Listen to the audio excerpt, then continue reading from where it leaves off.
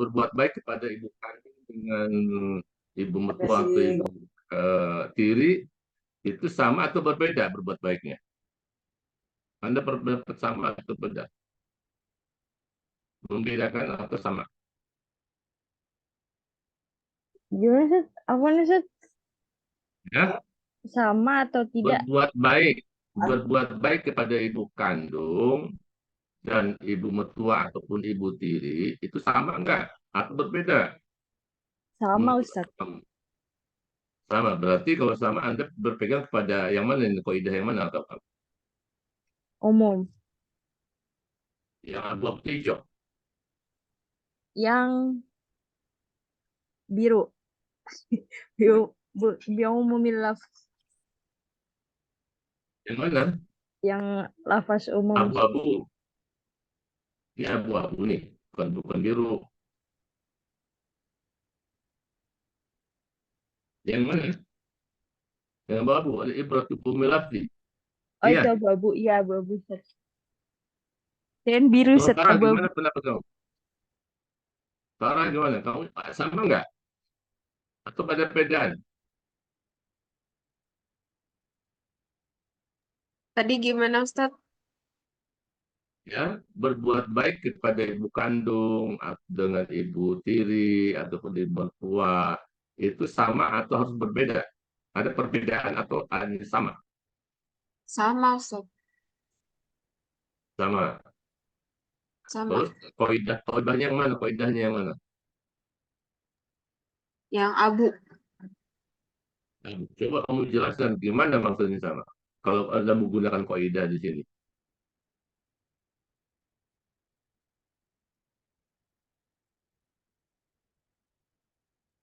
Terus saya tanya, kenapa harus sama? Karena maknanya sama-sama ibu Ustadz. Maksudnya iya jadi nggak ada perbedaan apa namanya? Ya, artinya maknanya berdasarkan lafaz Lafaz bukan umumnya. lafaz umum. Ya, jadi ya berdasarkan lafaz umumnya, bukan berdasarkan sebab khususnya. Sebab khususnya apa? Sebab khususnya memang ibu kandung. Ketika ada seseorang anak bertanya kepada Nabi, kepada siapa kalau saya berbuat baik pada ibumu, maksudnya memang ibu kandung. Sebab khususnya ibu kandung, gitu kan? Tetapi hadis itu Anda harus memahami berdasarkan al-ibratu maknanya berdasarkan lafaz umumnya bukan berdasarkan sebab khususnya. Karena berdasarkan lafaz umumnya makanya tidak ada perbedaan berbuat baik kepada ibu kandung sama Anda berbuat baik pada mertua sama Anda berbuat baik kepada ibu tiri juga nggak ada perbedaan ya tidak ada perbedaan ya nggak benar kalau Anda kalau mengambil ibrah ini secara logika benar nggak ya coba Fadil Rizki. Fadil Rizki, kalau kita mengambil al-ibratu bi khususi sabab dengan sebab khususnya, itu kan nggak benar. Coba Anda lihat secara logika tidak benar, siapa tidak benarnya logikanya? Anda setuju bersama atau beda?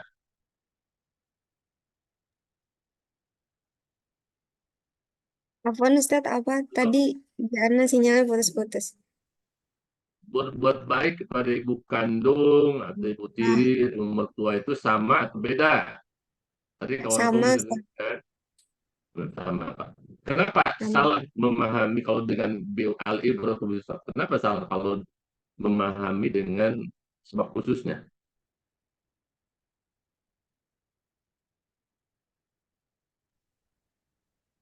Waduh Ustadz anak belum terlalu paham. Ya, Masih Fiska, masih coba kamu bingung. jelasin. Eh, karena ibu mertua juga tetap ibu Seth. Jadi semuanya sama. Kalau dengan Ya, sebab khusus nggak adil dong.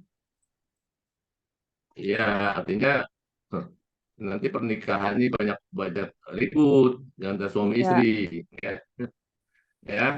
Jadi memang harus sama itu sama makna nggak boleh ada pahami dengan kaidah yang sebab khususnya, gitu kan? Sebab khususnya. Coba kalau anda berpahaman ada perbedaan dengan mengambil kaidah yang kedua al ibratu bil Itu nanti dalam kehidupan rumah tangga itu tuh ribut terus tuh.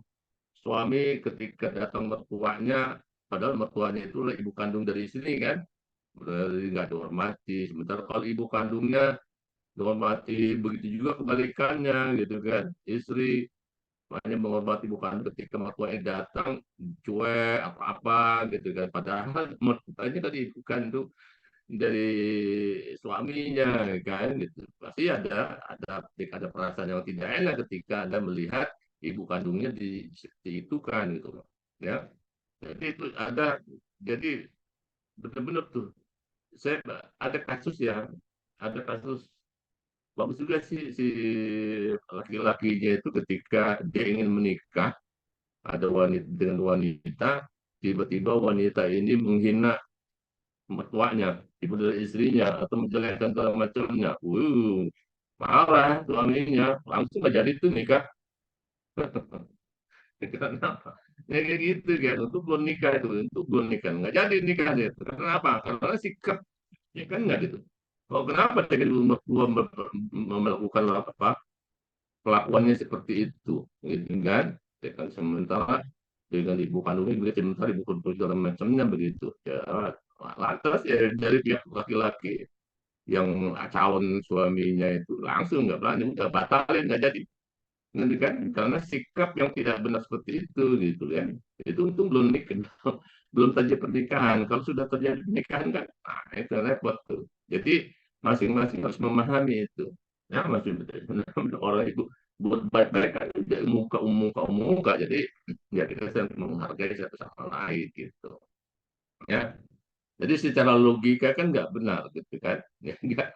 Pasti kalau suami menginginkan pasti ya tersinggung lah suaminya atau tersinggung lah istrinya kan gitu untuk supaya hidup harmonis keluarga kan nggak boleh gitu ya kan, dan seperti itu ya. Itu ada kasus begitu saya baca begitu ketika terjadi seperti itu. Jadi kita lihat konteks kembali. Nah ini contoh lain ya berdasarkan kontekstual ya di sini ada pengamatan pada sebuah konflik sangat membantu untuk menghindari pemahaman makna yang menyimpang dari sebuah teks ayat.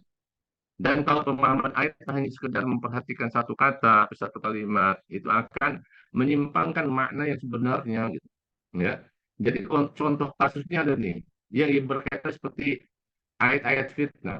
Ini ayat-ayat fitnah itu 90-an kalau nggak salah ya. Ini mungkin Anda waktu itu masih kecil nih. Nggak tahu nggak nih peristiwa ini, ayat fitnah. Parah, kamu tahu nggak? Pernah dengar Ya, nggak? Ya? Nggak tahu ya? belum. Ya, Ustaz. Belum. Hmm. Ya, jadi gini, ceritanya itu ada politisi Belanda, seorang politisi Belanda itu bencinya dengan Islam itu naudzubillah min dzalik. Ya. Jadi dia ingin menggambarkan bahwa Islam itu adalah agama yang radikal, agama yang keras, ada agama yang intoleran. Kemudian dia ingin membuat film untuk menjelekan Islam itu. Dan kebenaran ada yang bisa memproduksinya dibuatlah dengan dalam ayat-ayat fitnah ini, gitu kan, produknya. Jadi salah seorang ulama tafsir modern di Indonesia, Mughal membantah pemahaman keliru terhadap ayat Al-Quran yang ditampilkan oleh film fitnah. Beliau membantah melalui pendekatan kontekstual dalam menjelaskan makna ayat. Ayatnya apa? Ini ayatnya. Ayatnya surat Muhammad ayat 4. Jadi Anda lihat sini ayatnya. Faidah laqitumul ladzina kafaru fadribul riqab. Jika kamu menemui orang-orang kafir fadribul riqab. Ya, ayatnya panjang di sini hatta tadul harbu audaroha. Jadi kalimat darul itu di dalam film itu diterjemahkan di dalam bahasa Inggris dengan bluebird. Bluebird itu banjir darah. Banjir darah. Jadi terjemahan ini ingin menggambarkan banjir darah akibat pemenggalan sekian banyak kepala yang diperintahkan itu. Jadi pemahaman ini disertai dengan penayangan seorang tawanan yang berbaju merah sedang mengalami pemenggalan kepala. Selanjutnya yang sangat mengherankan adalah bahwa yang dibaca dan diterjemahkan hanya sepenggal ayat saja, bukan seluruhnya. Ya. Jadi sepenggal ayat itu hanya sampai double record. Yang lain ke bawah nggak dibaca. Ya. Jadi bukan seluruh ayat. Lanjutan ayat tidak dibaca atau diterjemahkan. Padahal ia berkaitan sangat erat dengan penggalan yang baru. Jadi kita lihat di sini, Kalau kita lihat ayat kenapa ada laki di berikop di sini ada kata hatta tadul harbu auzaroha, sampai peperangan itu meletakkan segala macam peralatannya. Itu maksudnya apa? Artinya ayat ini menginformasikan dalam situasi perang, gitu kan? Jadi dalam situasi perang, ketika ketemu di tengah jalan, patut berekop. Nah, kalau kita pahami dot berekop, berekop ini leher, dot berekop, pukul berarti kan nyarikop. Tapi diterjemahkan itu tadi berubat banjir darah dari sini. Padahal kalau lihat dot berekop, berekop di sini, ya, rokop itu kan leher tengkuk ya. Jadi paku rokok kan gitu biasa dipakai untuk memerdekakan budak itu dengan rokobah lehernya. Kalau Anda lihat dalam dunia film itu kan sering orang memukul lehernya, dia pingsan. Ya, jadi pakai kata dor pukul, hendaknya. Artinya apa? Konteksnya ini adalah untuk melumpuhkan. Situasi dan kondisi peperangan dulu face to face berhadapan satu lawan satu, bukan nggak pakai senjata. Dia hanya pakai pedang. Ya, konteksnya dalam konteks itu kalau dalam peperangan itu buktikannya kita melumpuhkan. Kalau dia sudah menyerah kita nggak boleh membunuh dia. Ya, kecuali kalau dia nggak menyerah dan masih melawan kita, boleh dia kan ya betul boleh. Apalagi di sini situasi dalam keadaan perang. Jadi nggak bisa dipakai apabila laki itu boleh foto konflik dalam situasi damai. Ya, nggak bisa ini ayat ini dipakai. Kalau anda kan misalnya damai nih, di Indonesia nggak ada peperangan misalnya. Temu ada orang kafir di jalan main pukul aja, segala macam. Nggak gitu. Tapi perang itu seperti misalnya di Palestina sekarang misalnya, ya di Palestina, ya perang dengan Israel. Nah, ketika ada orang tentara Israel segala macam, nah itu baru perang. Nah, sekarang peperangannya itu bukan face to face pakai senjata, dan ketika senjata itu bukan melumpuhkan, memang kalau melumpuhkannya itu seperti polisi nembak maling misalnya dengan senjata, yang dilumpuhkan dia tembak kaki, kan gitu, sehingga dia lumpuh juga nggak bisa lari. Tapi dalam dunia perang itu kalau ditembaki cuma kaki, dia kita yang kena bunuh kan gitu. Itu yang dibunuh justru malah karena mereka juga megang senjata, gitu ya, senjata gitu. Jadi dalam konteks peperangan kita bisa terima membunuh dalam konteks kan begitu. Ya, jadi situasi ini adalah dalam konteks situasi perang, mungkinnya. Tapi oleh orang Belanda ini untuk menggambarkan bahwa Islam itu adalah agama yang radikal keras. Ya, dibuatlah film seperti itu, kemudian dipenggal ayatnya ini. Ini ada dikatakan oleh Quraisy Shihab, nggak bisa, harus kita lihat secara keseluruhan konteksnya, konteks ayatnya seperti apa secara bahasa gitu. Oh, ternyata ada hatta tadu al harbu auzarwa. Ada tadu al harbu itu menunjukkan bahwa ini dalam situasi peperangan, gitu kan? Jadi nggak bisa. Nah, uniknya nih, artinya, ini ayat-ayat kita ini ada justru malah sekarang setelah ayat ini muncul dan setahun kemudian produsernya yang memproduksi film ini alhamdulillah dapat hidayah masuk Islam, ya, karena dia ketika itu dia membaca buku-buku, kemudian ketika didapatkan bahwa apa yang digambarkan oleh dia ini itu sebenarnya nggak sesuai dengan kenyataan dan perjalanannya gitu kan, ya tidak sesuai, dia tidak sesuai dengan berita-berita barat begitu, orang segala macamnya akan mendapat hidayah. Dia sudah pergi haji, dan di haji itu dia berbicara bahwa saya akan membuat film, dulu pernah saya membuat film menjelekan Islam, terus saya akan menyiarkan Islam, bahwa agama yang damai segala macamnya gitu kan. Tapi kalau yang politisinya sampai sekarang dia tetap kafir tuh, ya nggak tahu apa belum mati atau belum, masih siap nikahnya. Tapi kalau yang di sini kita ada tuh buku-buku, kalau anda baca buku-buku yang berkaitan kenapa dia masuk Islam, nah itu ada salah satunya adalah produser ini nih, nggak kita kenal produser ayat-ayat fitnah udah masuk Islam gitu kan. Jadi seperti itulah. Jadi kan, kalau kita tidak memahami konteks ayat secara keseluruhan, ya kita bisa salah memahaminya gitu. Dan ini adalah kasus ini masa sengaja. Ya, hal ini adalah sebuah kesengajaan dari orang-orang non-Muslim yang memang ingin menggambarkan. Makanya dia melakukan sebuah perlakuan seperti itu. Makanya kita harus bantah bahwa peristiwa ini nggak benar kalau kita memahami hanya sebatas ya kalimat penggal aja kemudian kita abaikan. Nah, ya, jadi kita tidak boleh abaikan begitu. Ya, kita akan salah. Saya kasih contoh lain misalnya. Contoh lain yang berkaitan masalah cerita malaikat misalnya. Wa idh qala rabbuka lil malaikati isjudu li adama fasajadu illa iblis. Ya, gitu ya. Jadi wa idh qala rabbuka, ketika Tuhan berkata lil malaikat kepada malaikat, usjudu li Adam. sujudlah kepada Adam. Fasajadu, mereka malaikat itu sujud, illa iblis, kecuali iblis. Banyak orang yang memahami ayat ini hanya sebatas iblis. Ternyata dia mengikuti ke iblis, ya kemudian mengatakan bahwa iblis itu bagian dari malaikat, dia bilang. Ya, sama seperti misalnya saya bertutur kata kepada kelas ini misalnya, ini kelas kelas B, misalnya besi, kelas B kecuali Farah, berarti kan Farah masuk bagian dari kelas B kan begitu.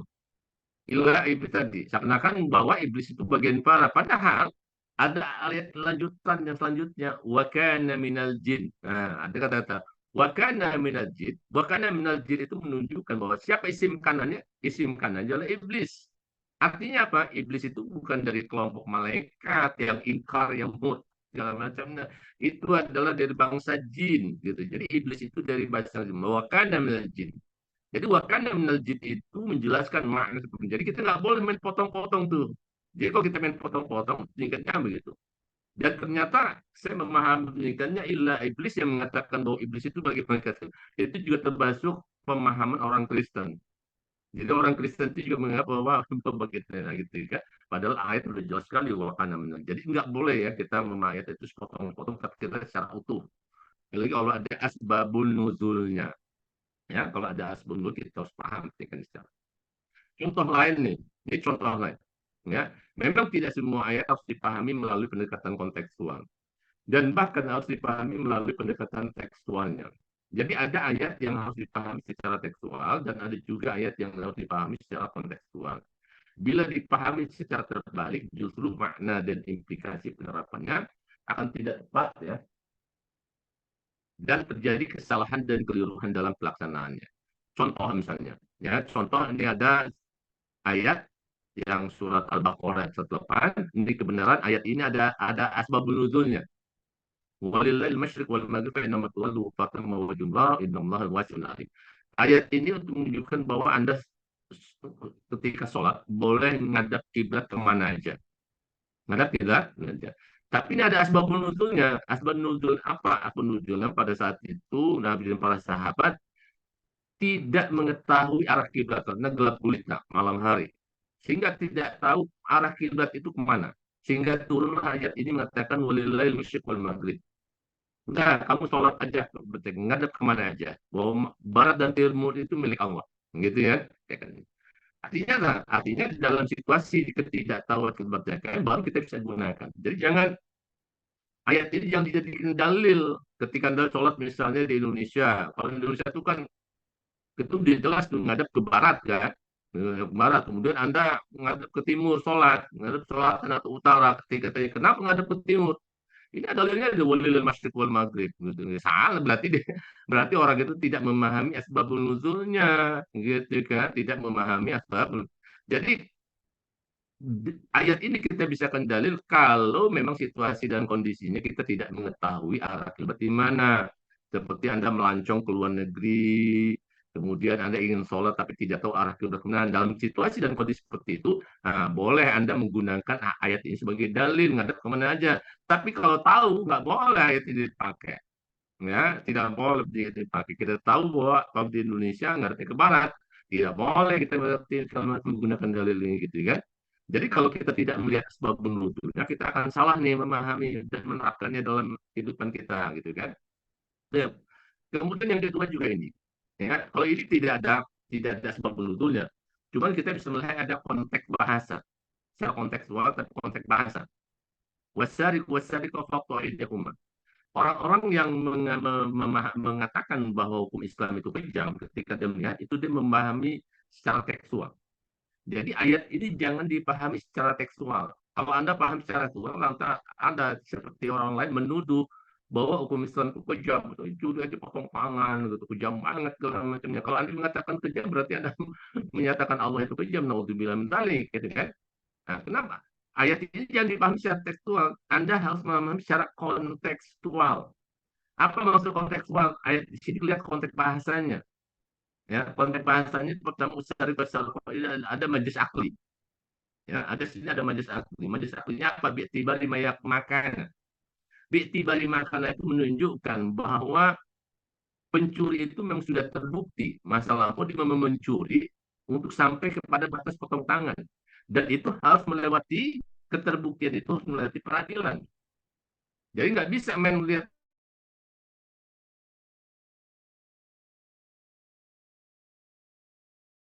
apakah secara ikutin terbukti, ya apakah ini kan tiba di makan artinya berdasarkan apa yang sudah dilakukan sebelumnya. Apakah benar sebelumnya dia mencuri atau tidak? Ternyata mencuri dan sebelumnya tidak itu apakah sudah sampai kepada batas potong tangan. Jadi batas potong tangan ini pun juga ada. Jadi kalau mencuri dia karena kebutuhan, karena lapar, segala macam, curi ayam, nggak sampai potong. Atau ada sakit keluarganya, pengobatan segala macam, itu juga nggak sampai potong tangan gitu. Jadi yang sampai potong tangan ini adalah yang dicurinya besar, triliunan, kemudian rakus gitu. Jadi alasan itu memperkaya diri, rakus dengan tingkatnya gitu. Nah, orang-orang yang seperti itulah yang dipotong tangannya gitu. Kalau memang sudah terbukti di sebuah pengadilan bahwa dia mencuri itu kalau tingkatnya. Kemudian faktor aidihum itu juga ada majas mursal nih.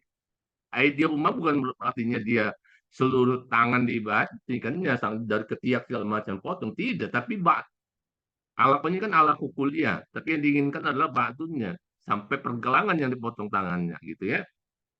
Jadi ini harus dipahami secara kontekstual, konteks bahasa. Anda memahami peradilan. Gitu. Jadi kalau Anda memahami secara berdasarkan teks ayat ini aja, tidak melihat bagaimana makna yang sebenarnya segala macam, Anda akan mengatakan bahwa kejam. Tidak. Jadi ada sebuah peradilan. Nah, sekarang kita lihat nih yang ketiga. Nah, ini Anda harus secara tekstual nih. Khud min amwalihim sadaqah tutahhiruhum wa tuzakkihim, berkaitan masalah ambil dari harta mereka itu sedekah. Sedekah ini bisa jadi sedekah zakat fitrah atau zakat mal. Ya, tahu lah zakat fitrah. Zakat fitrah Anda sudah ambil nih, ambil Anda zakat fitrahnya gitu. Jangan dipahami nunggu. Anda lihat coba di kehidupan kita sehari-hari masjid, panitia penerima zakat kerjanya nunggu di masjid, nunggu orang bayar. Padahal perintahnya ambil nih. Ya, Allah memerintahkan ambil. Maksudnya ambil itu datangi orang ke rumah-rumah. Bu, Bapak Ibu, mau bayar zakat fitrah enggak, segala macamnya. Diambil di situ, bayar segala macamnya. Ya. Kenapa? Maksudnya dikatakan, ya karena dia dapat insentif. Ya. Insentif dia orang yang petugas ya zakat ini kan dapat dapat insentif dari Allah Subhanahu wa taala. Ranking ketiga loh. Innamas shadaqatu lil fuqara wal masakin wal amilina. Nah, amil itu ranking ketiga. Dia dapat insentif. Allah berbuat profesional ini. Melakukan sebuah profesional ketika Allah menyuruh seseorang hambanya untuk berlaku mengerjakan suatu proses dalam adil, dapat insentif. Ya, insentifnya berarti jangan hanya nunggu di masjid, dongkong-dongkong dia segala macam, belakangan nanti di akhir puasa minta bagian gitu kan. Kerjanya nunggu segala macam. Jadi ini dipahami secara tekstual dan juga ketika hut panitianya itu juga jangan orang yang memang kerja, bukan ngambil oh ini yang kaya aja ntar kan dia nggak perlu, jadi nggak perlu ngambil gitu. Bukan masalah nggak perlu ngambil, sekalipun orang kaya tapi dia bekerja dapat juga insentif, tetap harus dapat insentif walaupun nanti insentif yang didapat dari zakat itu dia kasih lagi ke orang lain, dia sedekahkan kepada orang lain nggak ada masalah gitu. Jadi personal gitu. Jadi ketika dia mengambil, suruh ngambil, yang ngambil ke rumah-rumah itu bukan hanya jongos ya, yang tukang gotong-gotong aja, tidak. Harus ada yang berilmu. Ya, kenapa kalau yang berilmu? Sebab nanti ketika dia datang ke rumah, rupanya ada yang bilang, wah ini saya ingin bayar zakat mal nih, saya nggak tahu ngitungnya gimana. Ada perdagangan nih dengan segala macam. Nanti harus bisa bantu tuh, bisa menjelaskan. Ini loh kalau ibu dagang, zakat mal, contoh segala macam, ya modalnya sekian segala macam, zakat dikeluarkan 2,5%, sekian jadi sekian. Nah begitu. Nanti zakat malnya itu diambil sama dia. Kapan ibu bayar zakat mal?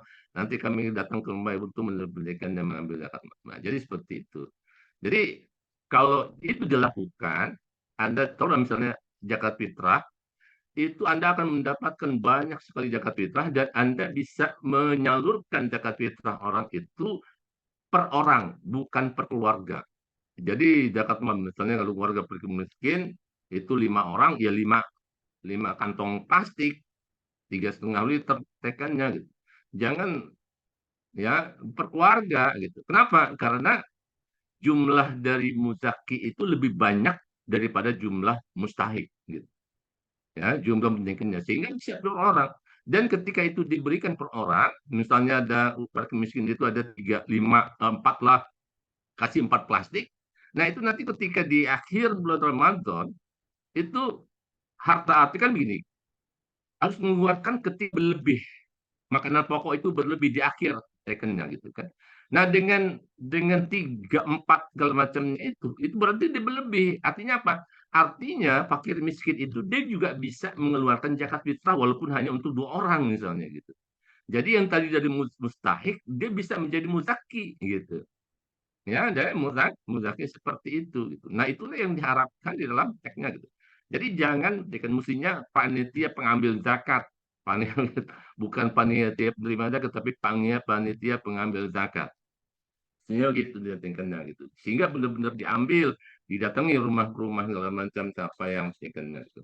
Jadi secara tekstual, ya kita jangan dipahami secara kontekstual. Gitu. Ulama tafsir di dalam memahami dengan pendekatan kontekstual tadi. Kemudian saya lanjutkan berkaitan masalah ulama usul fikih. Ya,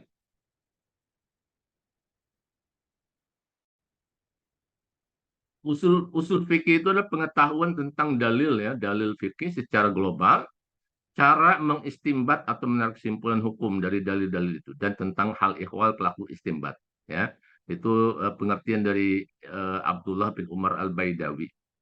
Contohnya misalnya aqimus shalah. Kata akim. Kata akimu itu pakai fiil amr. Ya, fiil amr.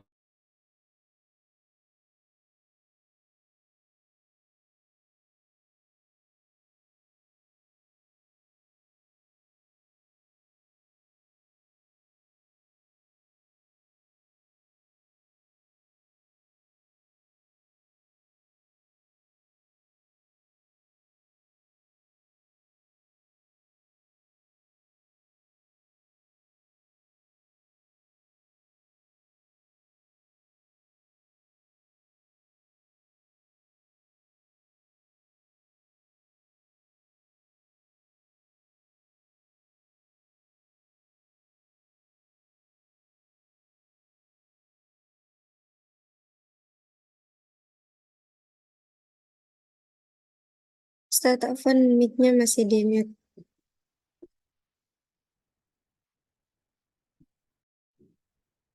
Jadi mengambil kesimpulan dari suatu ungkapan atau perkataan yang merupakan sebuah dalil adalah sebuah pemahaman terhadap makna kontekstual, bukan kepada makna lafadznya. Sekalipun untuk memahami makna kontekstualnya diperlukan pemahaman makna lafadznya. Ya. Jadi kajian usul fikih membahas dalil-dalil yang bersifat global atau disebut dengan dalil ijmali. Adalah dalil atau kaidah yang bersifat umum yang tidak menunjukkan sesuatu hukum pada masalah tertentu secara langsung. Sebagai contoh kaidah yang menyatakan bahwa kata amar perintah menunjukkan hukum wajib selama tidak ada indikasi lain yang menunjukkan pengertian selain itu. Jadi kata amar itu menunjukkan hukum wajib, tapi kalau tidak ada indikasi lain. Kalau indikasi lain nanti hukumnya tidak wajib. Ya, hukumnya bisa bukan wajib nanti. Nanti ada contoh-contoh yang kita lihat. Nah, Anda lihat sini apa yang dilakukan oleh ulama usul fikih. Salah satu objek kajian usul fikih adalah metode istimbat. Anda lihat metode istimbat, menarik kesimpulan. Salah satu bagian metode istimbat adalah segi kebahasan. Jadi banyak nih metode-metode, banyak sekali. Salah satunya adalah metode istimbat. Kemudian di dalam istimbat itu juga diklasifikasi lagi, ya ada segi ini segala macam. Salah satunya dari segi kebahasan. Nah, salah satu segi kebahasan. Saya ambil kebahasannya dia karena berkaitan dengan masalah kajian bahasa. Para ulama telah menyusun semacam semantik yang akan digunakan dalam praktik penalaran fikih. Untuk itu para ahlinya telah membuat beberapa kategori. Jadi ada kategori amar, nahi, dan tahyir, ada kategori lafaz dari segi umum dan khusus, ada kategori mutlak dan muqayyad, mantuk dan mafhum, ada jelas dan tidak jelas, ada hakikat dan majas. Jadi kalau kita pahami kategori ini, sebenarnya ulama usul fikih ini menggunakan teori yang kita tahu mudah lalu semantic field. Ya, jadi apa yang dikatakan oleh Mas Beg dalam pengelolaan pengkategorian ini, kalau dilihat dari sisi ilmu semantik, mereka memakai teori al-hukul ad-dalaliyah. Jadi dalil-dalil ijmal itu diklasifikasi berdasarkan kelompok semantiknya. Jadi kategori ayat hukum yang memiliki makna amar, nahi, dan takhir itu membentuk hukum-hukum seperti wajib, mandub, haram, makruh, dan mubah. Pembentukan hukum-hukum seperti ini terambil dari pemahaman berbagai gaya bahasa atau redaksi secara makna kontekstual. Anda lihat kontekstual. Ya, jadi hukumnya banyak nih. Nah ini contoh ya, contoh perintah disampaikan dengan berbagai gaya bahasa. Belum melihat hukumnya ya, bahwa di dalam Al-Quran itu yang disebut dengan perintah itu bukan hanya fiil yang memakai amara, bukan hanya fiil yang menggunakan kata fiil amar, tapi juga macam-macam. Ya, ini contoh-contohnya. Pertama menggunakan kata amara dan yang seakar dengannya. Kata ini bermakna perintah. Jadi kita lihat ya, gaya bahasa dalam Al-Quran itu yang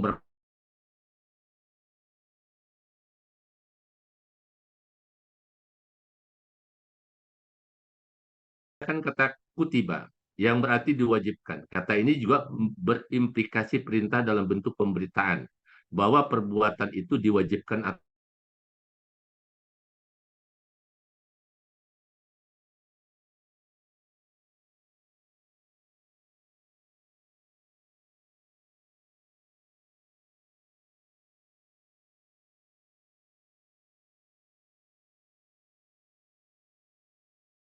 bermakna perintah. Ya, ini seperti ayat 228 surat Al-Baqarah wal mutallaqat yatarabbasna bi anfusina salah satu quru. Jadi kata-kata wal mutallaqat ini adalah sebuah berita jumlah khabariyah tapi sebenarnya sebuah perintah. Perintahnya apa? Perintahnya untuk 3 kali quru bagi wanita-wanita yang dicerai. Ya, pendidikannya. Jadi 3 kali pendidikan. Perintahnya seperti itu. Kemudian atau menggunakan kata kerja perintah secara langsung. Nah, hafidhu ala salati wa salatul wusta wa qumu qanitin. Jadi hafidhu memakai fiil amr. Ya, pakai fiil secara langsung. Atau menggunakan kata kerja mudhari. Ini kalau dari mubalaghah kemarin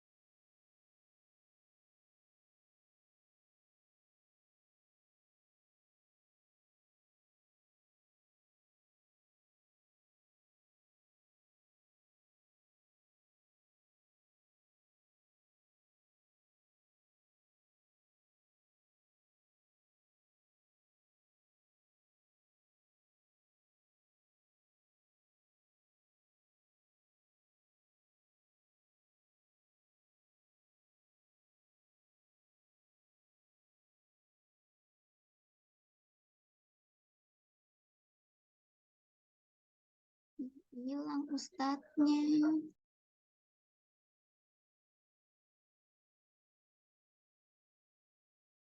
gitu kan ya. Jadi perintah itu bukan hanya dari fiil amr amaro, bukan fiil amr aja, tapi juga di dalam Al-Quran itu banyak diksi-diksi yang menunjukkan perintah, ya, menunjukkan perintah. Nah, sekarang kita lihat gaya bahasa lain misalnya di sini, ya, menggunakan gaya bahasa yang bentuk penilaian bahwa perbuatan itu baik. Wa yas'alunaka minal yatama qul islahun lahum khair. Jadi ayat ini juga merupakan sebuah perintah. Kenapa? Karena ada, dalam ini bermakna perbuatan baik. Jadi ketika kita pahami bahwa ayat ini adalah sebuah perbuatan baik, itu adalah sebenarnya sebuah perintah. Tapi perintah itu apakah wajib atau sekalian nanti kita pahami secara kontekstual. Begitu juga misalnya menggunakan gaya bahasa dengan bentuk menjanjikan kebaikan yang banyak atas pelakunya. Dan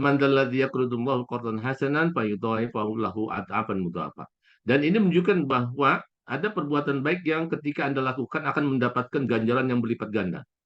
Nah, ganjaran yang berlipat ganda itu juga sebenarnya menunjukkan sebuah perintah. Sebuah perintah.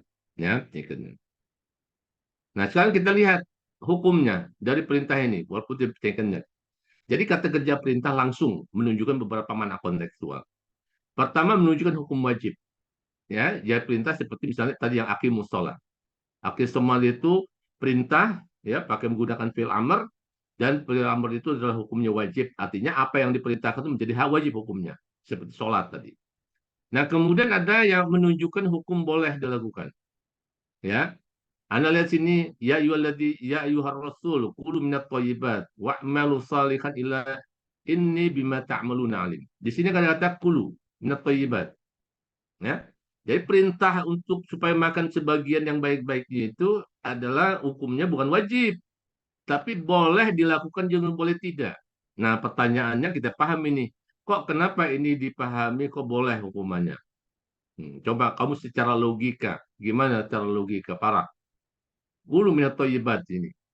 Kenapa kita makan itu sebenarnya sebagian yang baik-baik aja bikinnya itu adalah bukan yang wajib, ya. Artinya gitu hukumnya boleh. Boleh dilakukan, boleh makan, boleh tidak. Coba Anda jelaskan. Kenapa nih, Bu? Ya. Gimana logika? Logika sehatnya seperti apa? Bisa? Bisa? Karena kalau walaupun itu baik, makanan yang baik, kalau misalnya banyak-banyak itu juga nggak baik, Ustaz. Bukan hanya karena banyak aja. Kalau banyak memang nggak boleh. Misalnya makan sedang-sedang aja gitu. Konteksnya bukan di banyaknya. Apa makanan kamu yang nggak suka, Farah? Hmm, Pete, jengkol. Petek. Pertanyaannya kalau Anda tidak makan petek, apakah salah? Enggak. Enggak, kan? Iya, gitu kan. Jadi di sini apalagi di sini minat toyibat. Jadi memang makanan petai itu baik, tapi kalau orang yang nggak suka maka suruh makan juga. Makanya bahaya kalau dipahami wajib kan. Kalau dipahami kita wajib makan yang baik aja kan, gimana kita ada makanan-makanan atau buah yang kita tidak sukai, masa kita harus makan kan enggak juga kan gitu. Ya, tidak main segala macam. Kalau makan daging misalnya itu kan toyiban. Tapi kalau itu membuat penyakit kan juga ya jangan makan. Makanya dia adalah hukumnya boleh gitu kan. Ya kayak saya misalnya nggak suka duren gitu kan. Ya ketika nggak makan duren kan masa dosa sih kan nggak gitu. Gitu kan. Ya betul kena gitu. Jadi makanya di sini saya mengatakan bahwa tidak semua perintah ya ayat Al-Quran ada kata kulu ini kan kata fil amr nih ya fil amrnya itu kan perintah tapi hukum kalau melihat hukumnya dia tidak sampai kepada hukum wajib dan itu kita bisa pahami secara logika yang sehat. Loh, kenapa bukan wajib ya? Gitu. Kan halalan toyiban halalnya udah jelas tapi toyibannya juga ya, toyiban itu maksudnya apa ya kalau dia halal tapi kita nggak suka gimana nanti? Atau ketika dia halal tapi kita menjadi penyakit ya tanpa menyatakan ya mana kan bukan lagi kan. Makanya ada halalan toyibah, ada toyibannya. Ini yang kadang-kadang toyiban ini yang kurang diperhatikan. Halal benar halal ya, tetapi justru malah tidak toyib bagi badan Anda, bagi kesehatan Anda kan gitu ya. Tingkatnya contoh lain nih ya, ini kata-kata berarti menuju ke anjuran ya, seperti ayat 282 Al-Baqarah. Ya ayyuhalladzina amanu idza tadayantum bidain ila ajalin musamma faktubu. Kata-kata faktubu di sini adalah kata perintah langsung. Namun perintah tersebut bermakna sebuah anjuran, bukan sebuah wajib. Nah, dalam konteks apa pinjam meminjam, ketika Anda meminjam uang, apakah harus ditulis? Ya, ini sebuah anjuran walaupun kata perintah tapi hanya sebuah anjuran bukan wajib. Gitu. Ya, gimana logikanya? Ya, kenapa perintah nulis dalam undang itu logikanya di mana coba? Fadia, Rizky. Iya, Ustaz. Nah, kenapa? Kenapa kalau pinjam-minjam ditulis itu hanya sebuah anjuran, bukan suatu hal yang wajib. Kenapa logikanya di mana logika? Karena kalau pinjam-minjam itu kan jumlahnya beda-beda, Ustaz. Jadi kalau apa dibikin anjuran kalau ditulis itu misalnya pinjamannya jumlahnya besar. Jadi yang kecil tuh nggak usah ditulis. Karena kalau Iya, pinjaman kecil ditulis ribet, Ustaz. Iya, bukan masalah ribetnya gitu. Keterlaluan kawan Anda Iya. dia ngasih pinjam Farah cuma 10.000 aja pakai tulis dulu ya. Dia pinjam-pinjam itu kan sebenarnya berdasarkan kepercayaan. Ketika Anda walaupun misalnya dikasih pinjam 1 juta, tapi selama Anda percaya dengan orang itu akan kembalikan, ini nggak perlu ditulis gitu. Nah, gitu kan. Jadi yang ditulis itu apa? Kalau jumlahnya memang besar tadi apa yang katakan tadi betul. 500 juta diminjam misalnya. Nah, itu kan kalau dia nanti lupa, wah ini ada buktinya loh, gitu kan. Ini bukti dulu kamu pinjam ada 500 juga. Tapi kalau 10.000 ketika ditanya lupa, ya udah nggak apa-apa lah sedekah lagi kan gitu. Jadi nggak, jadi justru kalau wajib itu justru malah tingkatnya gitu. Bahwa Islam itu tidak memberatkan. La yukallifullahu nafsan illa wus'aha. Bahwa Allah tidak memberatkan aturan-aturan Islam sebenarnya mudah. Cuman umatnya aja yang kadang-kadang hambanya aja yang kadang-kadang menyulitkan diri sendiri gitu. Padahal itu Allah sudah memberikan suatu kemudahan-kemudahan gitu kan. Jadi waktu buhunya itu ya doa anjuran aja gitu ya. Ya untuk supaya nanti kalau kalau dia mengingkari, kalau dia lupa segala macam, ini loh buktinya bahwa kamu pinjam gitu. Nah, ini tulis. Tapi kalau kalau itu besar biasanya, gitu kan, besar sampai 1 juta yang tidak mungkin disedekahkan seperti gitu, gitu. Tapi kalau kecil 100.000 nggak apa-apa lah, sedekah 100.000, 100.000 kan udah lebih segala macam gitu. Ketika lagi, oh lupa, masa sih saya pinjam, kapan saya pinjam, nah kan gitu. Ya udahlah, kita kan sedekah gitu kan, gitu. Makanya nggak perlu ditulis gitu kan. Jadi makanya maknanya adalah sebuah anjuran saja gitu. Jadi tidak ini saya ingin katakan bahwa walaupun itu bermakna perintah, tapi makna dari segi hukumnya tidak semuanya hukumnya wajib. Tadi katakan tadi ada indikasi-indikasi yang menunjukkan bahwa itu tidak wajib. Indikasinya apa? Ya tadi pemahaman secara logika sehat tadi. Ya Allah sudah mengajarkan semua manusia bisa berpikir secara logika sehat. Khalaqal insan allamahul bayan. Lihat, allamahul bayan. Allah mengajarkan manusia itu al-bayan. Al-bayan itu artinya al-mantiq sahih. Al-hujjah salimah. Logika yang sehat. Allah sudah mengajarkan semua manusia logika yang sehat. Cuman manusianya yang kadang-kadang tidak mau menggunakan akal sehat. Tidak mau mempergunakan akal sehatnya. Gitu. Hanya digunakan awan nafsunya. Itu yang jadi masalah. Itu yang problemanya di situ. Ya. Anda silatikannya gitu. Kemudian menunjukkan makna yang berindikasi melemahkan. Wa in kuntum fi raibin mimma nazzalna fa'tu bisawal kata fa'tu. Nah, ini dalam konteks ilmu balaghah nih. Ya, dalam konteks yang amr ya memahami tolabi nih. Insya tolabi ada salah satunya pembahas amr kan. Nah, ini dalam konteks ini melemahkan. Ya, konteks melemahkan. Begitu juga berindikasi mana ejekan atau hinaan. Untuk innaka antal azizul karim. Ini juga dari ilmu balaghah. Jadi amr-amr ini itu bisa dalam konteks memahami hukum, tapi konteksnya juga ada makna-makna yang mengarah kepada pemahaman yang seperti ini, yang Anda pelajari di dalam ilmu balaghah. Ya.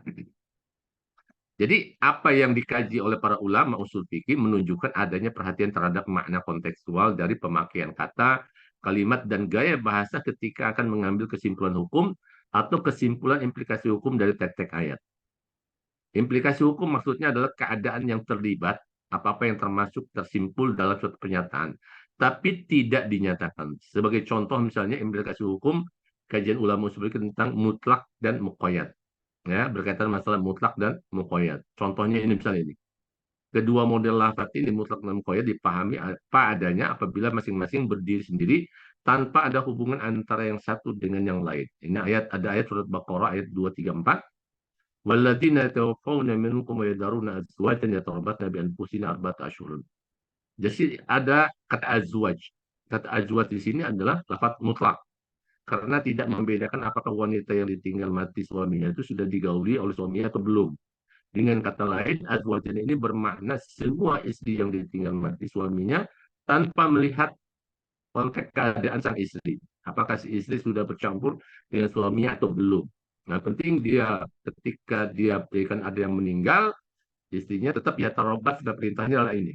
Siapa? Semua istri. Nah, ini berarti kan kenapa harus menggunakan kata mutlak umum. Lafaz umum yang dipakai.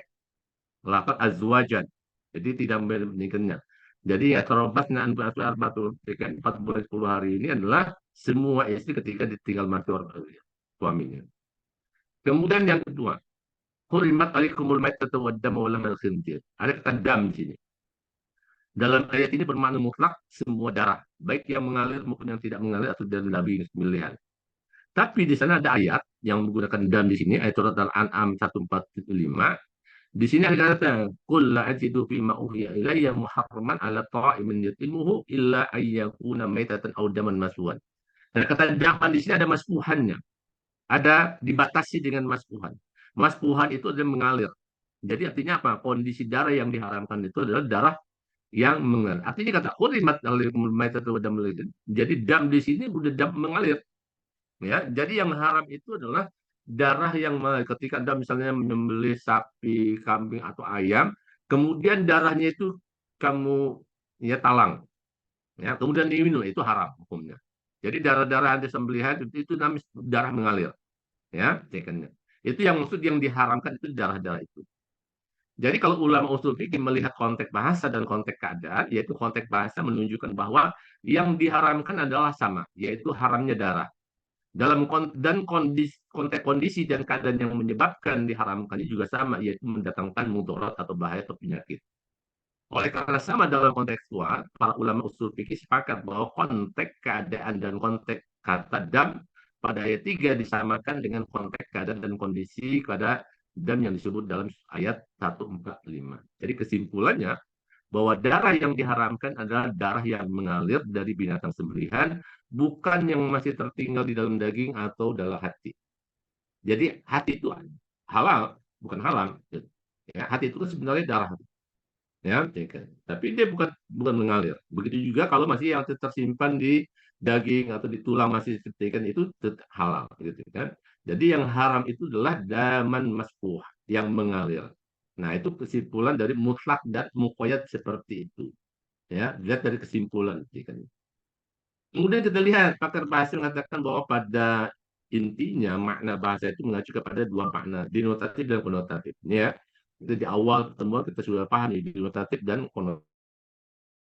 Dalam makna sebenarnya berdasarkan hubungan antara kata dengan yang diacu atau dirujuknya, sedangkan makna konotatif adalah makna yang timbul di luar makna sebenarnya berdasarkan perasaan, pikiran, dan konteks.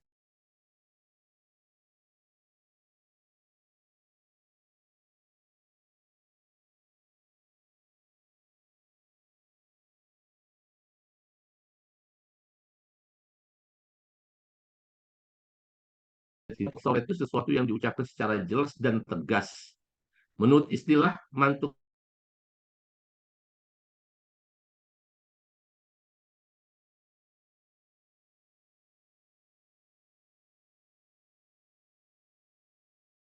selalu ini nih internet saja terpantau luar.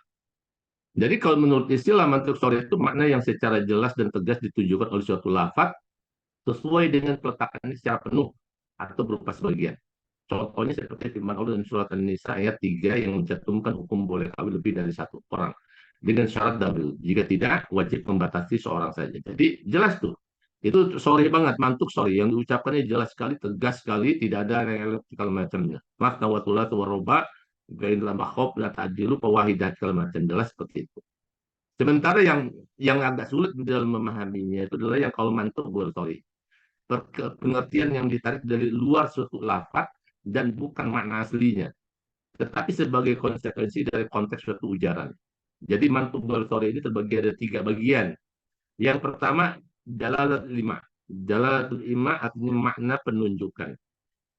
Suatu pengertian yang bukan ditunjukkan langsung oleh lafaz, tetapi melalui pengertian logisnya. Karena menyebutkan suatu hukum langsung setelah menyebutkan suatu sifat atau peristiwa. Contoh hadis Nabi yang mengatakan, Man ahya ardon maitan fahiyalahu. Barang siapa yang menghidupkan tanah yang mati, fahiyalahu, maka tanah itu menjadi miliknya. Itu hadis Nabi. Ngerti ya? Dari mana kita lihat hukum segala macam? Hukumnya adalah dari melihat sifat dan situasi kedekannya. Jadi kalau ada tanah mati tidak digarap segala macam, kemudian tanah itu digarap menjadi subur segala macam tanamannya, jadi tanah segala macam tanah dan segala menjadi milik dia. Ya, dalam konteks ikannya. Dan ini pernah terjadi peristiwa di zaman Umar bin Khattab, bahwa ketika ada yang mengklaim tidak, ini tanah dalam milik orang yang menggarapnya. Gitu. Ya, ada yang ingin mengklaim segala macam. Kemudian yang kedua, dalalat isyarat. Artinya makna isyarat atau indikasi. Ya. suatu pengertian yang ditunjukkan oleh sesuatu redaksi, namun bukan pengertian aslinya, tapi merupakan suatu kemestian atau konsekuensi dari hukum yang ditunjukkan oleh redaksi. Anda contoh di sini, ya. Wasanal insana biwalid ihsana hamalatu ummu Qur'an, wadatul Qur'an hamalahu wa bisaluhu 30 syahran. Kemudian dalam surat Luqman, wasanal insana biwalid hamalatu ummuhu wahnan wa bisaluhu fi amin. Mana indikasinya? Indikasinya dalam konteks salah satu syahrat 30 bulan dan 2 tahun. Ini ada di zaman Utsman itu pernah terjadi sebuah peristiwa, sebuah kejadian. Ya. Kejadiannya itu ada seorang wanita yang menikah. Setelah menikah baru 6 bulan kemudian selesai 6 bulan, dia melahirkan. Kemudian wanita itu dituduh bahwa dia selingkuh, sudah hamil segala macamnya. Kemudian masuklah kepada Utsman bin Affan, dia memahami konteks ayat ini. Dengan menggunakan dalil ini, ada indikasi isyarat, ada indikator atau isyarat yang menunjukkan. Apa isyarat yang menunjukkan? Indikasinya adalah salah sunnah syaharat. Ini kan berkaitan dengan masalah berbuat baik pada ibunya, lahir, mengandung, gitu kan, sangat berat segala macam sampai dia menyusuinya. Itu jumlah bulannya salah sunnah syaharat. Ya, 30 bulan. 30 bulan itu 2 tahun 6 bulan. Tetapi di ayat Luqman ini mengatakan bahwa berkaitan dengan masalah hamil kemudian wafisaluhu menyapinya itu artinya menyusuinya itu 2 tahun, selama 2 tahun. Ini artinya apa? Artinya kalau kita lihat 2 bulan, 30 bulan dengan 20 bulan, itu 4 bulan. Berarti ada 6 bulan. Ya, indikasinya adalah 6 bulan. Indikasi 6 bulan itu maksudnya apa? Indikasi 6 bulan itu ketika wanita akan hamil. Itu ketika sudah lewat 6 bulan itu boleh jadi memang anak itu terlahir. Batas minim, ya, walaupun prematur, gitu kan. Jadi dipahami ayat ini berdasarkan dalalah syariah, ya. Dan ketika segala macam memang 6 bulan dan ternyata memang dibuktikan wanita itu memang akhirnya wanita itu tidak mendapatkan hukuman karena memang dari ayat ini sebutkan, kemudian juga dilihat kenyataannya memang dia tidak hamil sebelum menikah, ya. Jadi bukan berarti dia ketika 6 bulan pun dia hamil, umurnya memang pas 6 bulan, gitu kan. Bukan orang 9 bulan kalau macamnya. Dilihat dari keadaan bayi ini juga bisa dilihat. Gitu. Jadi ini kasus ini memahami ayat berdasarkan makna isyarat, indikasi dari ayat. Mana indikasi kalau ada 3 bulan, 30 bulan dengan 2 tahun. Ya. Dan kemudian yang terakhir dalalah iktida, artinya makna pelurusan. Pengertian kata yang disisipkan secara tersirat pada redaksi tertentu yang tidak bisa dipahami secara lurus kecuali adanya penyisipan itu. Contoh hadis Rasulullah SAW yang diriwayatkan oleh Ibnu Majah, Innallaha tajawaza an ummati al-khata' wa nisyan wa mastaghfir. Kalau diterjemahkan secara literal begini nih. Sesungguhnya Allah mengangkat dari umatku kesalahan, lupa dan ini kan bingung nih. Apa maksudnya mengangkat dari umat kesalahan? Emang kesalahan diangkat, lupa juga diangkat ke pasangan gitu. Padahal di sini untuk memahami perlu ada pelurusan, artinya perlu ada kata-kata yang disisipkan secara tersirat. Sebenarnya dengan apa yang tersirat sebenarnya gini. Jadi diangkat dari umatku itu maksudnya adalah dosa atau hukumannya. Kemudian al-khata ini adalah orang yang berbuat kesalahan. Jadi kalau umat Nabi Muhammad selalu berbuat kesalahan, gitu kan? Dan kesalahan itu di sini ada wanisyan. Jadi wanisyan ini adalah bukan dan, ya, adalah sebuah tingkatnya karena lupa atau karena terpaksa. Jadi ada 2 nih. Jadi kalau Anda berbuat salah karena lupa, ya, ataupun karena terpaksa, Anda tidak berdosa. Dosa ini diangkat, maksudnya diangkat itu diampuni, tidak berdosa. Ya, kalau Anda lupa, seperti misalnya puasa tuh, saya pernah puasa di awal puasa datang ke kampus begitu hari pertama tuh, ketika masuk kantor tuh kok sepi segala macam, main minum aja tuh, ya, tanpa nggak sadar bahwa itu hari puasa. Sudah habis 1 gelas, sudah habis 1 gelas baru ingat puasa. Wih, ini hari pertama ya puasa. Padahal udah minum 1 gelas, bilang alhamdulillah. Rezeki namanya itu lupa. Ngerti kan? Nah, jangan dibatalin. Ketika lu benar-benar lupa seperti itu, jangan dibatalin. Bahwa itu tidak berdosa. Tadi sini diangkat dosanya atau hukumannya. Artinya tidak menjadi apa-apa. Gitu. Ya, tetap masih bisa masih sah puasanya, kan karena kesalahan lupa atau karena kepaksa. Begitu juga kalau dipaksa nih. ya paksa segala macam melakukan membaca memakan hal yang haram, tapi karena diancam segala macam sehingga Anda makan barang haram di situ, itu pun juga Allah ampuni, ya, diangkat dosanya, diangkat hukumannya, artinya tidak dihukum oleh Allah Subhanahu. Nah, ini kan jelas. Jadi untuk memahami ayat ini, hadis ini susah dipahami nih kalau Anda tidak memahami berdasarkan dalil tidak tadi. Ya, ini kan karena pakai ada min ummati wa pakai wa sampai ya terjemah seperti ini gitu. Padahal ada, dan di hadis ini Anda lihat di sini, diangkatnya hukuman atau dosa hukumannya itu tidak ada karena tidak tahu. Anda lihat ya? Oh, waduh, kenapa kau boleh di? Oh, kamu kasih tahu nih hukumnya haram. Enggak ada itu. Ya, ya, bukan karena tidak tahu, bukan karena tidak, ya. Dan tidak ada nih, ya, dan karena lupa. Oleh karena itu, kalau Anda berbuat salah karena tidak tahu, tetap Anda dihukum. Gitu kan? Karena itu bagian dari kelalaian Anda. Kenapa tidak tahu bahwa ini wajib, ini hukumnya haram, ini hukumnya segala macam. Main ambil aja, main ambil segala macamnya gitu. Kemudian ketika tanya kenapa ambil, saya nggak tahu, ah, nggak bisa. Itu tidak ada dalam hadis ini. Yang dimaafkan itu adalah karena lupa atau karena terpaksa. Ya. Oh, saya nggak tahu nih. Oh, nggak saya tahu bahwa perbuatan ini korupsi. Gitu nggak ada tuh. Tekannya gitu kan. Ya, tetap kan. Dan inilah yang tekannya. Jadi kesimpulannya ulama usul fikih pun juga menggunakan salah satunya pendekatan kontekstual untuk mengambil sebuah kesimpulan hukum. Ya, lihat hukum ya.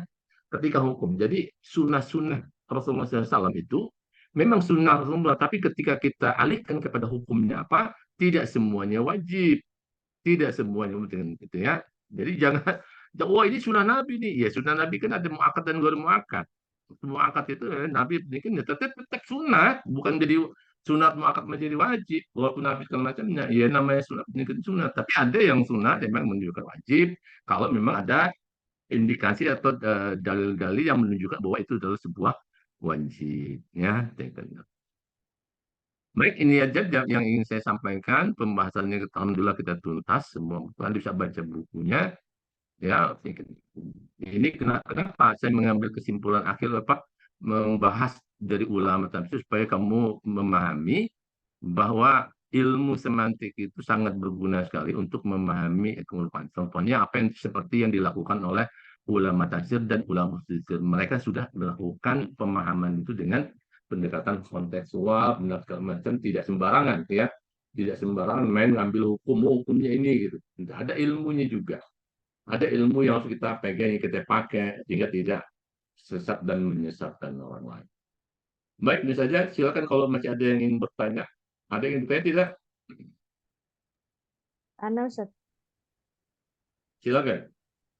yang di Al-Quran kita pakai sekarang itu maknanya misalnya kan kayak tadi al-iktida itu pelurusan butuh penyisipan kata-kata. Nah itu yang di Al-Quran kita sekarang itu udah disisipin kata-kata yang supaya kita bisa dipahami atau Itu emang hadis tuh, beneran? itu hadis ya. Oh iya itu hadis tadi. Yang iktidah itu hadis Nabi, bukan Al-Quran. Kalau contoh Al-Qurannya, Hadis. Contoh Qurannya tidak ada yang iktidah ya. Dia menafsirkan maknanya apa gitu ya. Tidak ada yang tidak segala macam. Sebab apa? Sebab bahasa secara struktural itu jelas sekali. Yang gore sore itu kenapa ini? Boleh jadi gore sore ini karena hadis itu ruya bil makna. Ruya bil makna. Ya. Paham maksud ruya bil makna? enggak. Paham enggak? Maksudnya hadis Nabi itu kan ada ucapan, ada perbuatan, ada takdir kan gitu, mesti paham kan? Ya. Nah, hadis-hadis Nabi itu lebih banyak bahasanya melalui bahasa yang meriwayatkan. Bukan bahasa Nabi, bukan dari Nabi. Yang dari Nabi itu hanya hadis kauli aja. Hadis kauli. Hadis kauli itu yang memang dari Nabi. Nabi fasih. Ya, tidak pernah Nabi berbicara itu membingungkan umatnya, nggak ada. Ya. Jadi pendidikannya gitu. Makanya hadis-hadis itu walaupun secara nyata sebagai dalil untuk menentukan kaidah-kaidah segala macam, khususnya dalam konteks bahasa, tapi tidak terlalu banyak, dia lebih banyak yastashid, mengambil bukti, yaitu Al-Quran. Kenapa? Karena Al-Quran itu maknanya jelas sekali. Ya, maknanya jelas. Guru story segala macam, pasti kalau guru story, pasti atau mutlak, tapi jadi ayatnya ada penjelasan di ayat lain. Kalau memang tidak jelas umum, penjelasannya rincinya ada di hadis Nabi. Di hadis Nabi. Di hadis Nabi itu ya boleh jadi yang diriwayatkan orang lain atau tidak. Jadi apa yang dilakukan Nabi, apa yang ditetapkan Nabi, itu kan bahasanya kan bahasa sahabatnya, bahasa yang merawikan, bukan bahasa Nabi, gitu kan? Bahasa. Jadi kata orang nih kayak misalnya kayak siapa Abu Hurairah misalnya. Abu Hurairah itu kan juga termasuk orang yang terlambat masuk Islam. Dia masuk Islamnya ketika Nabi di Madinah sudah berapa tahun kemudian, tapi dia nggak mau ketinggalan oleh sahabat-sahabat Nabi yang sudah lebih dulu masuk Islam. Sehingga dia tinggalnya di dekat rumah Nabi, selalu mengamati Nabi, apa saja diamati oleh dia. Dari jalan, perjalannya, dari tubuhnya, dari pakaian, dari makan, segala macam itu. Makanya Abu Hurairah termasuk sahabat yang banyak mengeluarkan hadis. Ya, jadi ketika dia berkaitan dengan masalah kucing, misalnya Abu Hurairah, itu kan juga peristiwa dia dengan Nabi. Ketika berat Nabi ada kucingnya nongol di sakunya, di belahan segala macamnya, gitu kan. Sehingga makanya dia terkenal dengan Abu Hurairah. Abu Hurairah itu kan hurrah tasgir dari hurrah kucing, kucing kecil, gitu kan. Karena emang dia sedang kucing macam Abu Hurairah. Makanya disebut dengan Abu Hurairah itu karena emang dia sedang kucing segala macam. Itu diperhatikan semua, cara jalan Nabi. Kemudian dia selalu mengikuti pengajian Nabi. Kalau mengatakan, nah, di dalam melihatnya itu dia meriwayatkan. Nah, artinya apa? Pakai bahasa Abu Hurairah. Kemudian itu didengar orang lain, dengan orang lain. Ya orang lain juga mendengarkan, menguatkan begitu. Jadi bukan bukan ucapan Nabi, bukan ucapan Nabi gitu. Ya, kalau ucapan Nabi langsung banyak sih kata-kata yang benar Nabi, dan itu kita bisa langsung memahami yang jelas. Ya, misalnya dawu mardokum bisodakoh, itu ucapan Nabi tuh. Itu hadis kauli. Dawu mardokum bisodakoh, obatilah orang yang sakit dengan sedekah, gitu kan. Nah itu adalah Nabi itu benar-benar terbukti itu. Jadi kalau ada Anda sakit menahun, kalau ada orang yang sakit menahun nggak sembuh-sembuh, coba diobati dengan sedekah, gitu. Dengan sedekah. Jadi disedekah segala macam dengan tujuannya untuk supaya bisa Allah menyembuhkan dia. Insya Allah sembuh. Insya Allah sembuh. Anda asal yakin dengan hadis itu. Dan itu banyak terbukti. Ya, terbukti banyak sekali ketika dia 2 tahun, bahkan sudah diinikan oleh dokter, dia sudah menahun tidak sembuh-sembuh gitu. Tapi kita tidak boleh putus asa. Ya, sampai kepada pendidikannya. Kalau kita lihat kan di mana hubungannya kok sembuh dengan sedekah. Tapi itulah hadis Nabi mengatakan, ya, daru maudakum sedekah begitu kan. Jadi makanya kan disebut ruwiya bil makna. Artinya ruwiya hadis itu banyak diriwayatkan maknanya. Jadi makna yang dipahami oleh sahabat, makna Nabi atau sih ini menunjukkan kemudian langsung diceritakan dari ini gini. Oh, saya melihat Nabi begini begini begini ya. Itu maksudnya berdua makna. Ya, itu maksudnya ruya bil makna. Maknanya diambil oleh sahabat. Gitu. Jadi makanya Nabi berikan yang jadi ketika jadi urubi makna tadi, hadis tadi, boleh jadi itu bukan dari bahasa Nabi, tapi dari bahasa perawinya. Ya, bahasa perawinya sehingga ya tadi kita sulit juga memahami gimana. Ya, makanya ya tadi salah satunya adalah orang yang menguasai bahasa sehingga bisa memahami dan juga dengan konteks situasi dan kondisinya. Ya, konteks situasi dan kondisinya mungkin di sana juga ada pemahaman-pemahaman lain bagaimana nih maksudnya kok begini kesalahan segala macamnya gitu kan. Nah, disitulah bahwa di situ dalam hadis yang seperti ini harus dipahami ada makna iktidak di sini, ada pelurusan. Ada makna yang tersembunyi. Jadi ketika kita sama aja dengan bahasa Nabi mengatakan ini, inna laminal bayani la sihra. Inna laminal bayani la sihra. Nah, itu perkataan Nabi. Innal minal bayani la. Sesungguhnya di dalam penjelasan itu ya ada sesuatu yang amat sangat menarik laksana sihir. Jadi apa yang ada di dalam laksana sihir itu masih mudah, itu masih garis sebenarnya. Kenapa? Ya dalam penjelasan kan kita menggunakan bahasa. Ya, ketika kita menjelaskan sesuatu, pasti kita menjelaskan sesuatu dengan bahasa. Nah, bahasa itulah yang disebut dengan sebagai sihir, ya, sebagai sihir. Jadi kita masih jelas, walaupun ada sisipan, walaupun ada inna laminal bayan la sihra. Sesungguhnya di dalam penjelasan itu, ya, ada sesuatu yang amat sangat menarik lakunya. Apa yang amat sangat menarik itu, yaitu gaya bahasa yang digunakan oleh orang yang menjelaskan pikirannya dia, gitu. Ya, jadi bukan penjelasan tapi gaya bahasa atau bahasa yang digunakan oleh orang itu menjadi sebuah sihir. Apa sihir? Kenapa disamakan sihir? Karena bisa jadi dia membuat orang terkesima, menjadi buat orang itu terpengaruh dengan apa yang disampaikan oleh dia, gitu. Itu juga dipahami secara makna tidak. Makna tidak. Tapi lebih mudah daripada tadi. Sebab tadi ada pakai wanisian, al-khotok wanisi pakai waw.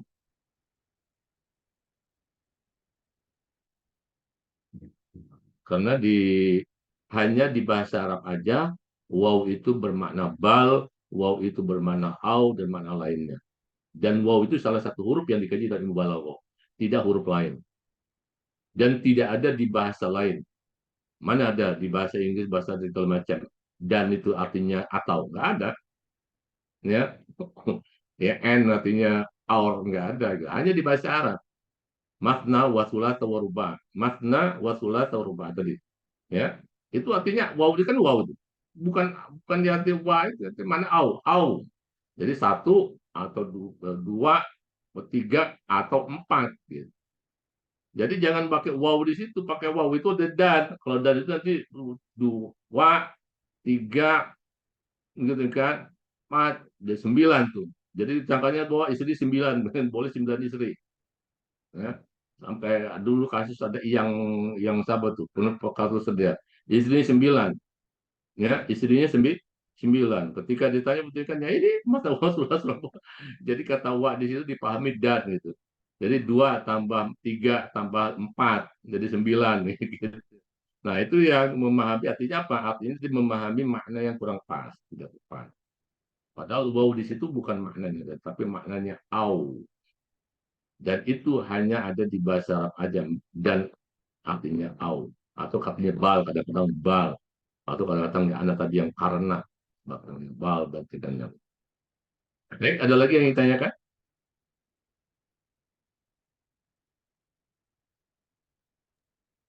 Ustaz, Afwan izin tanya terkait UAS, Ya, Ustaz. oke. Ya, uas Emang baca aja semuanya, udah baca. Nanti luring ya, lihat, Anda luring. Udah jauh jadwal tahu kan? Minggu depan, iya, Ustaz. luring. Saya lupa di ruang berapa tuh luring. Anda lihat jadwalnya di apa tingkatnya. Saya juga belum lupa. Kemarin saya lihat apa tanggal 20, apa tanggal 21, apa tanggal tingkatnya saya juga lupa.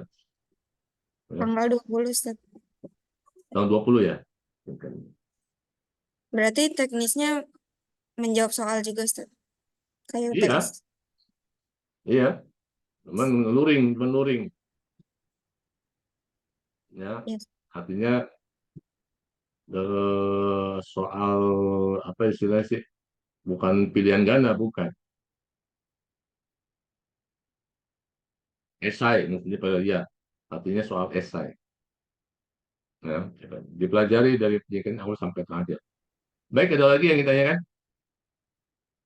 Kalau tidak, kita cukupkan buat kita hari ini. Dan sebelum saya tutup, saya mohon maaf bila ada hal-hal yang kurang dan kurang berkenan dalam penjelasan ini, kurang pahami, dan mohon maaf ya. Kita tutup membaca Alhamdulillah. Alhamdulillah. Alhamdulillah. Mandiri, Assalamualaikum. Waalaikumsalam. Mohon maaf juga Ustaz. Syukron.